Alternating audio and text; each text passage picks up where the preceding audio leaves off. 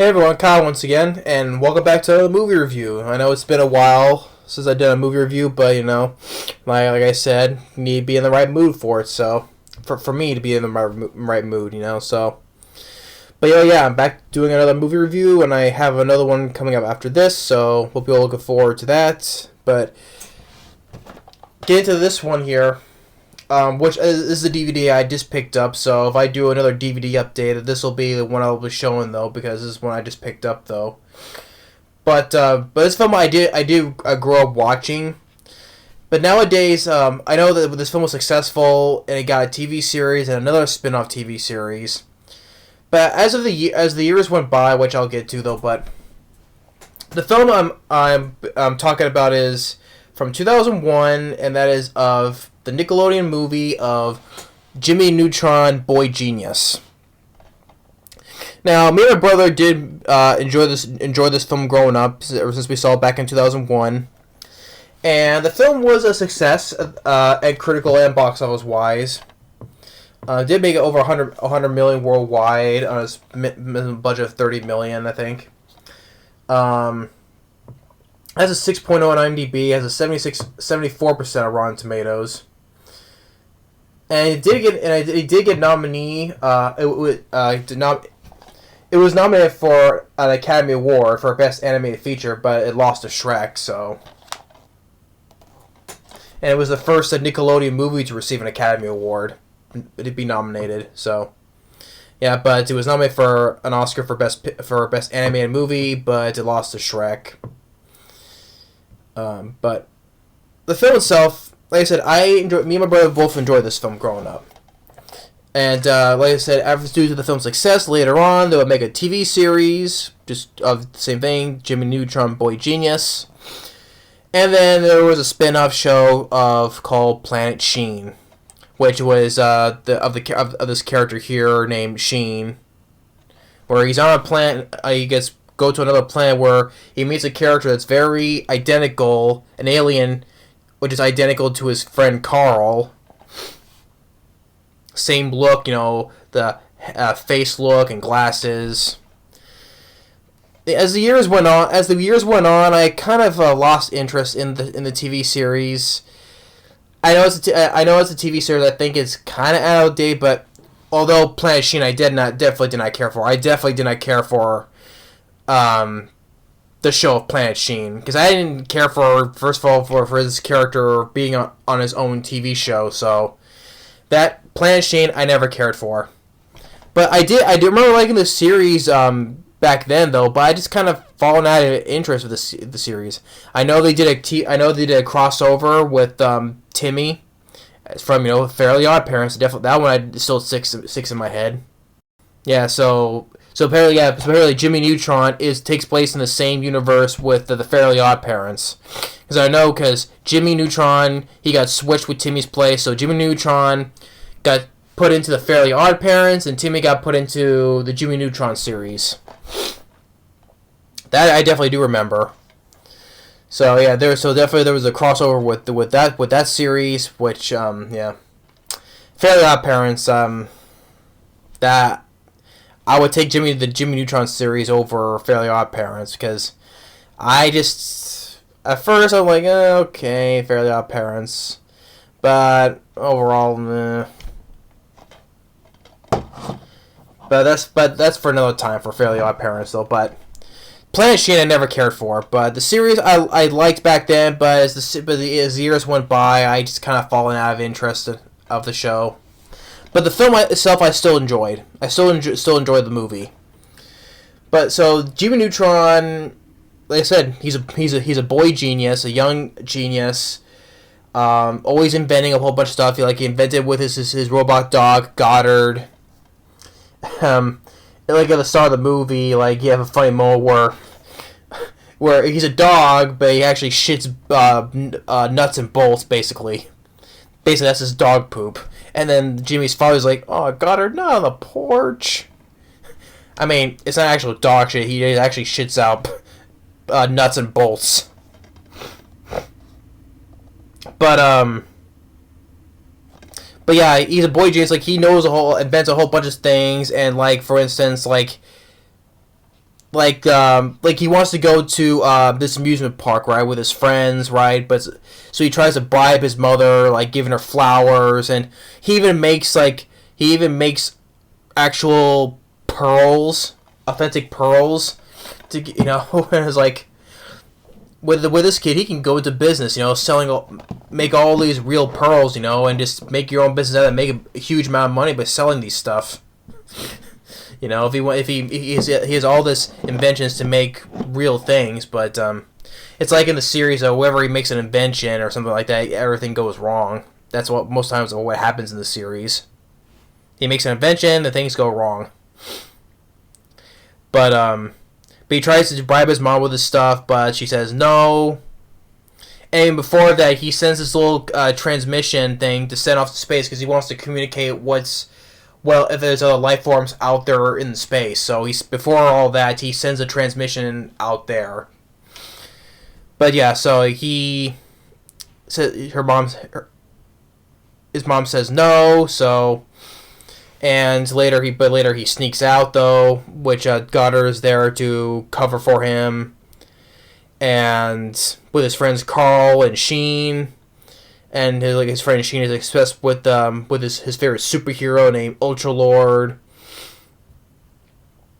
And while it's going on, that transmission he sent out there does get picked up, but it happens to be bad aliens. This race of aliens called Yokians, they're like green goo with eyeballs, but they're inside little robot bodies. And the leader, King Goobot, is voiced by Patrick Stewart, Charles Xavier, Captain Picard himself. Yeah, Patrick Stewart, I thought he was fun voicing. He was a fun voice role as King Goobot. And his assistant, or I think it was actually his brother, his brother actually, I think, is actually voiced by what was his name? This character name, Oobla. I think it was Oobla. And it's voiced by Martin Short. And Martin Short, he was fun. It was fun to hear Martin Short hear his voice. Patrick Stewart, he was fun to hear. So he gets a transmission. He sees about his picture of Jimmy and his parents, and does his parents look delicious? So he wants to eat them basically. To feed them to their god basically. So him and his race, they go down to his city, and they kidnap all the parents in that city. And while Jimmy Neutron and his friends were out in the amusement park, and then they all get there, and all the parents are gone. I think they all went to Florida, and then say, "Oh, no parents," because at first they resent towards the parents because they do not let them do whatever they want, basically. But there's always consequences to that. At first, they are all having a good time, partying, whatever, celebrating without their parents. And yeah, that song, which I've always heard a lot. I've heard her. It's like, let's go. Let's go. I've heard that song, which I haven't heard that song in a long time until I heard that was during the credits of Spider-Man: Homecoming. Yeah. And then until the next morning, all the kids all of a sudden they miss their parents because they don't know what to do. Like, I don't know how to make lunch. I don't know or whatever. So they all miss their parents, and they're all having a breakdown. Then Jimmy, he listens to the recording that Goddard recorded while he was on the amusement park. He listened to a recording of his parents. He said, "We'll see you in the morning." So he said, "That's like, oh, wait a minute.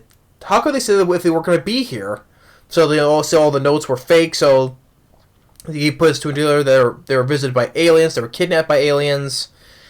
And then the other kids, it's like an angry mob, acting like zombies, and Carl's like, "I don't think they're mad. I think they look like they're going to barf." So Jimmy explains that they're kidnapped by aliens and everything. So they actually create their own ships based on from the rides from the amusement park they're at. Like some were rides were in eyeballs, and of course Jimmy gets on a rocket and. Like from a roller coaster, or there's other big rides like a Ferris wheel, and among other ones. And then you have a song playing, "We're the Kids in America" by the band No Secrets. That's why the song I remember from this movie was where the kids in America, oh, where the kids in America. Yeah, that's another song I mostly remember from this movie was that song. And the funny thing is, I think everyone's pointed out with this film. I think everyone who has pointed out is that now of course it's a cartoon animated movie, so logic gets thrown out the window, right? So yeah, either they can create these rockets within a matter of time, how long NASA took to create all these other stuff though, but for them these kids can make it within 5 minutes. But that's not the point though. But the logic is mostly out the window when they ride the rockets and they can breathe in outer space. That's one thing. Everybody they mention about this film is one thing they point out that they can breathe. Space is breathable. As they go out the atmosphere, they can breathe in outer space. No suits, no helmets, no nothing. It's a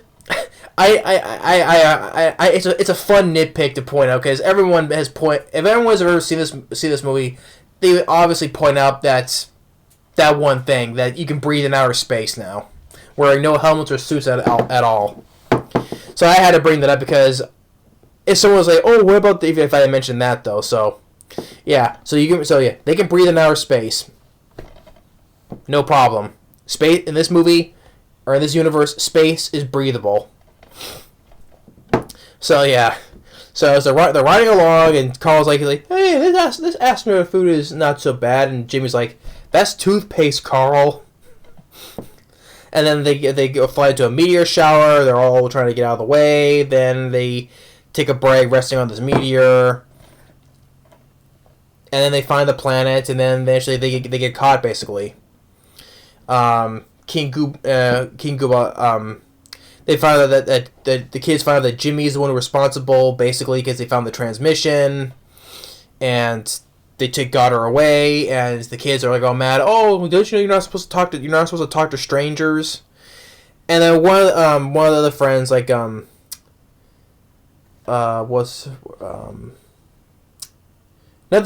one of the girls, not Cindy, but the other girl's like, oh come on, it's not really Tyler's fault, how is he supposed to know basically?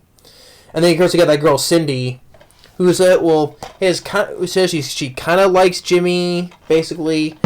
Well, it's not fully developed that she has a full on crush on Jimmy Neutron, but she kind of has a little. Inside, she has sort of a little thing for Jimmy, but it's not fully established. But then Jimmy gets an idea about with Goddard, with Martin Short trying to take him apart, but Jimmy uses his voice on Goddard as saying, "Oh, self-destruct," and Martin Short just runs away. And then everyone gets out, and Cindy tells Jimmy's like, "Hey, if you tell anyone that I sort of like you, you're gonna wind up like that guy." So they all fall into this big arena where this giant egg is there. That's their god, and they have all the parents are there as sacrifice for the god, and have all of them do the chicken dance basically. And they're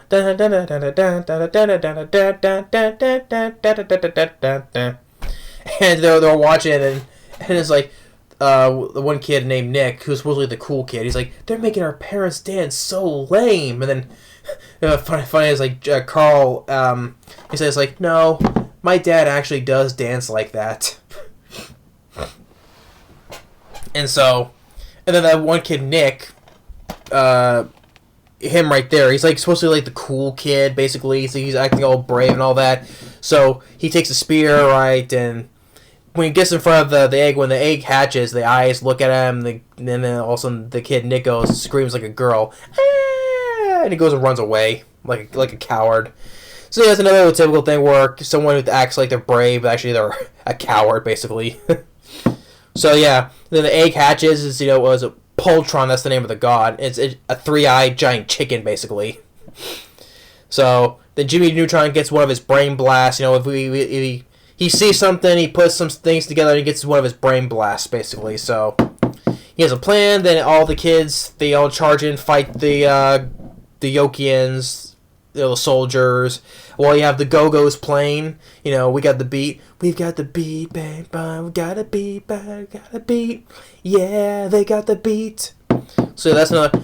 So the soundtrack in this film is pretty decent. You have the Go-Go's playing. We got the beat. Then we got No Secrets playing Kids in America.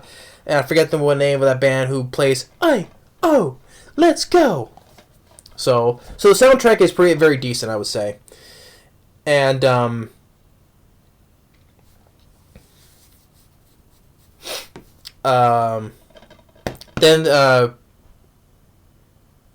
Sheen, he gets one of the ships, and all the parents, the kids' parents are there, and then they get away from the giant chicken, and then Patrick Stewart, Martin Short, they get their ships following them. They fire upon them. They fly around this sun, destroy most of the ships except for Patrick Stewart's. And he mocks Jimmy for being small, because, as the first thing, he gets mocked at for being for his size, for being little. So it's like Patrick Stewart's like, you see, Jimmy, all the other plans were all perfectly fine if it wasn't for one little problem. You. Now you all must die.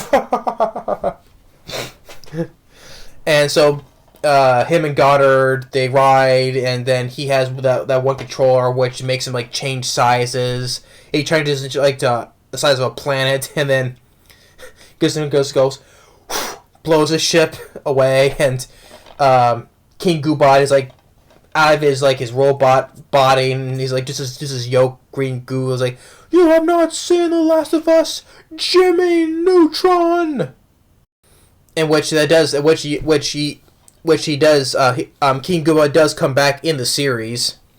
So you did not see the last of him, because he does come back in the series. So there was an episode I remember him and some other villains of the show unite to get Jimmy. So King Goobot does come back in the series. So all the parents, they're all return to normal, and I forgot to mention not all the adults were kidnapped, right, except for one, because for Jimmy's school teacher, who got shrunk by his Ray right here. She's the only one that didn't get kidnapped, because she got shrunk down to the size of an ant, basically, and was still in school, where if I with this worm that was inside an apple, So, but everything goes back and to normal, and Jimmy says sorry, to apologize to his mom and dad and all that. But so Jimmy Neutron, boy genius. I still enjoy the movie. Me and my brother still do, and the direction by John S. Davis. Well, I will say the animation nowadays. I forgot. This is released in 2001, so this makes we're in 2021 now. So this came out 20 years ago. So hey, 20th anniversary review. Forgot to mention that. So 20th anniversary review. So 20 years later, the animation is different. It's not the best animation. I mean, 20 years later, I think I will say the animation for this is kind of out of date, I would say. And that's one problem I have with it, is the animation. It is, to me, I think it is 20 years. I think it's out of date. I know it's different animation from your traditional animation stuff, though, but this kind of style animation, it doesn't hold up. I will give it that, even with the TV series. But so that's one thing I'll give to that is the animation.